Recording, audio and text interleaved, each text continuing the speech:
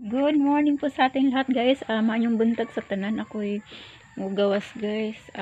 Palit ko og mantika o kanang sabon. Kaya maglabas si Batanggin niya. Ito sa kustindahan.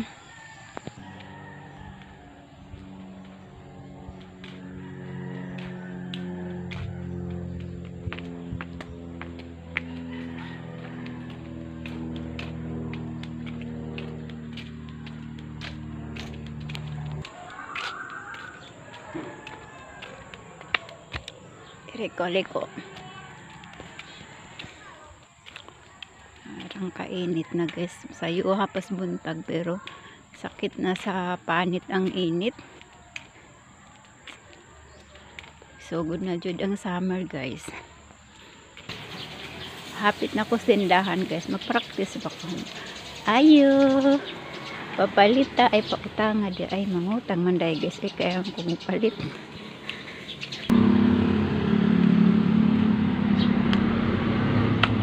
Ayo. Ayo papalita. Ay dili day pautang ay.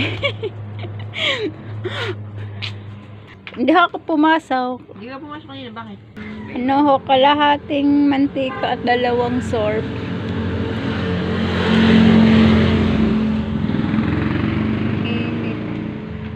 Kano hong kadyos ngayon sa kilo? 100. Binili ko kay Mayla ko si Lian na yung inialok sa akin. 2 kilo naman eh.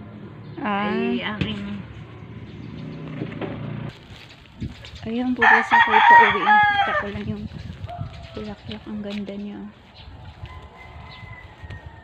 Ako nakabili na ng sorb at mantika.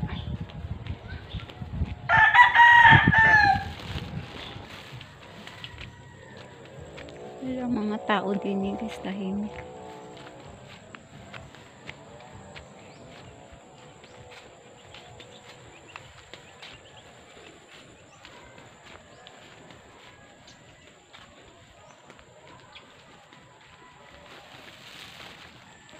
Ay, nasalubong agad yung aking mga alagang pusa at syempre yung aking 2 asong si Bruno at si Oreo. Di ba, Arya?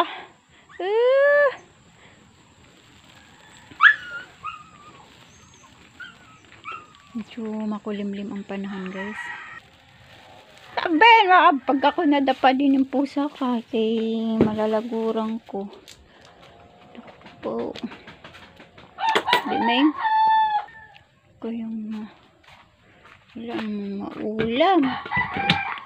Maraming mga pansitin. Wala namang panghalo. Ay nako po. Yung aking barley.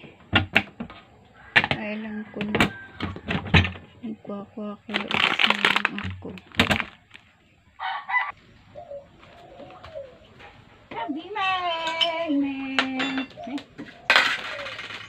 Sabi guys na quaker oats pala ay hindi naman matanong ay binigay ari ng tagal na ari guys hindi ako nagkamali may 2 buwan na ari yung binigay sa amin diba? Kaya ari expired na hindi ko makita kahirap ganang malabo ang mata 2026 kasi may expired na bahala na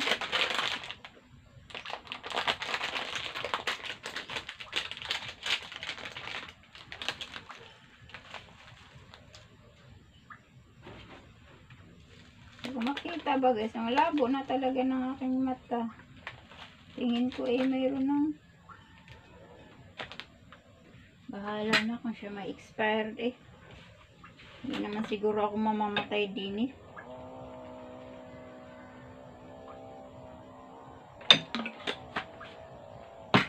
ayan takpan ko muna siya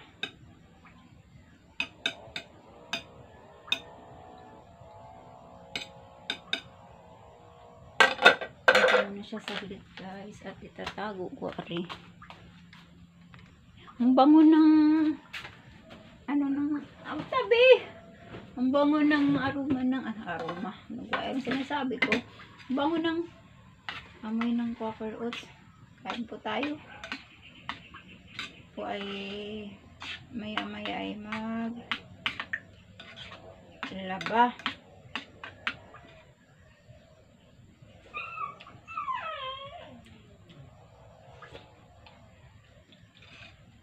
Init.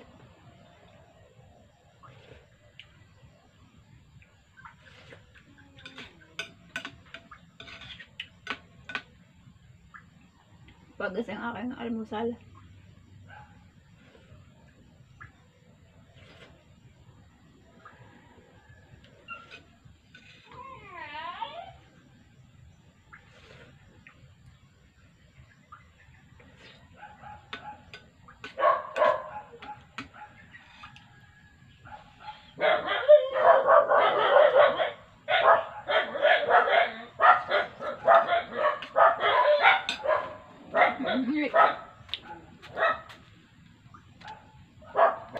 Kaya pagkas ako ay nakakain na po ng almusal, ako po ay iinom muna ng tubig. Ako kasi guys, ay, ang tubig ko kasi iniinom ay laging maligamgam. May 2 taon na guys na ano.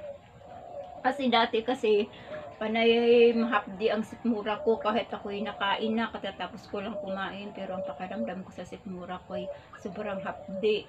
Tapos syempre ako nagpa-check up. Ang sabi ng doktor, ano daw, acidic, sobra daw mataas ang acid ko, kaya naisip ko, ano kaya ang nainom ako ng niresitang gamot, ganun pa rin, kaya ang ginawa ko, tinaga ako guys, tuwing umaga, maligamgam na tubig, tapos basta pag ako'y nakain, tanghali man or hapon o gabi, basta pag nainom akong tubig, laging maligamgam.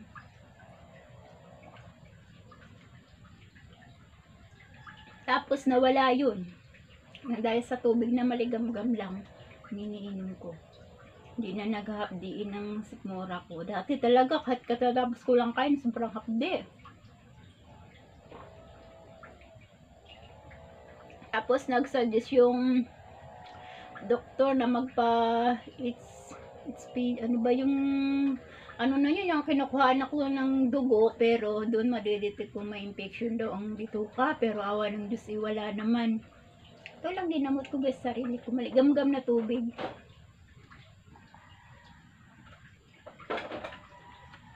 Ayan. Kaya po guys, maraming salamat po sa inyong walang sawang support at panonood po sa aking munting YouTube channel. Bye-bye po. God bless po sa ating lahat. Ba't nandiyan ka? Alis! Pasaway talaga yung aking pusa. Guys, lagi na lang naakyat ng kung saan-saan. Ito naman na.